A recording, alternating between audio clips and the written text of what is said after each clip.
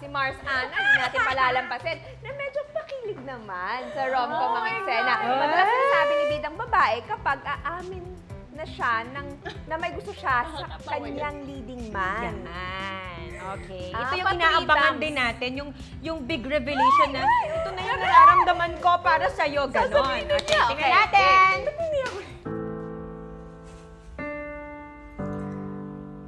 I love you, Justin. But you need to decide. Siya ba? O ako? Alam kong kaibigan mo lang ako. Pero pwede ba?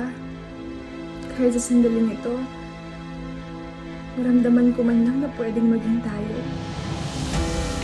Yan na, nagalit na. Pagod Ayaw na pa ako, rin pumayag, Justin. Mars eh. Oo, eh. Pagod na akong maghintay na sana mahalin mo rin ako! Talaga si Mars. Justin eh. Gusto ko yung levels, di ba? Oo. Una, pumili ka muna. Diba? Ganun ako, Mars eh. Ano ba, Justin? Oo nga eh. Justin! Sino ba si Justin na yan, Hindi ko rin alam. Si ano ba yan? Nice one, Marsana. Tsaka O, nagalit diba? na siya nung Nagalit huli. na siya nung huli na ano ba, umamin na ako, hindi mo pa rin ba ako bet? Ganyan. Nakatatlong tanong ako, wala? Yes, Oo, tama. Isang Oo, parang tanong lang. nananakot na siya na ano ba, gugustuhin mo ba ako o hindi? Oh, hindi. Ganon. Oo, hindi. Ganyan. Aba, syempre, meron ding entry ang Mars LJ ko dyan. Yes! At eto na, guys.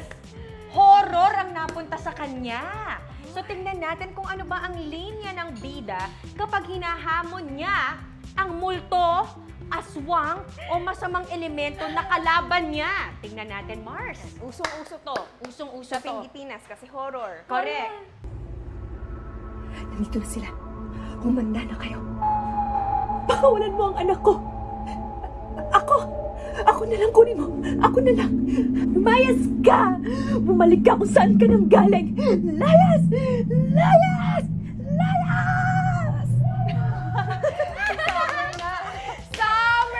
Oh, di ba? At saka ang maganda dito, yung multo nag-evolve na.